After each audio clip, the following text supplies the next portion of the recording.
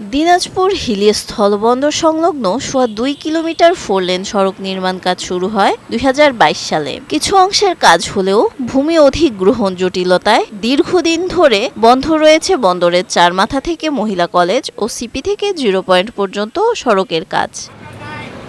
ফলে বর্ষা মৌসুমে কাদায় নাকাল হতে হয়, আবার শুষ্ক মৌসুমে পড়তে হয় ধুলোর কবলে। সেই সাথে সড়কটিতে তৈরি হয়েছে খানাখন্দ, এতে বেড়েছে ভোগান্তি। দ্রুত অধিগ্রহণ জটিলতা কাটিয়ে রাস্তার কাজ শেষ করার দাবি স্থানীয়দের।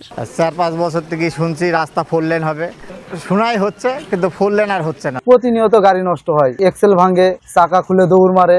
এবং একটা রোগী নিয়ে যে আমরা মেডিকেলে বা হসপিটালে যাব সেই অবস্থাটাও নেই। বরাবরই আশ্বাসের বাণী শোনাচ্ছেন সড়ক বিভাগ। মাসখানেকের মধ্যে শুরু হবে কাজ, এমন কথাই বলছেন এই কর্মকর্তা। মন্ত্রণালয় থেকে এটার অনুমোদন নিয়েছি। অনুমোদনের পর এখন অর্থসারের জন্য আবার প্রক্রিয়াটা মন্ত্রণালয় প্রক্রিয়াধীন অবস্থায় আছে। অর্থসার হয়ে গেলে আমরা ইনশাল্লাহ অল্প কিছুদিনের মধ্যে এখানে ভূমি অধিগ্রহণ পূর্বক কাজটা শুরু করতে পারব। প্রতি বছর এই স্থলবন্দর থেকে 600 থেকে 700 কোটি টাকার রাজস্ব আদায় হয়। শুধু আশ্বাস নয়, সড়কটির দ্রুত বাস্তবায়ন চান স্থানীয়রা। আফিয়া আঞ্জুম, বৈশাখী সংবাদ।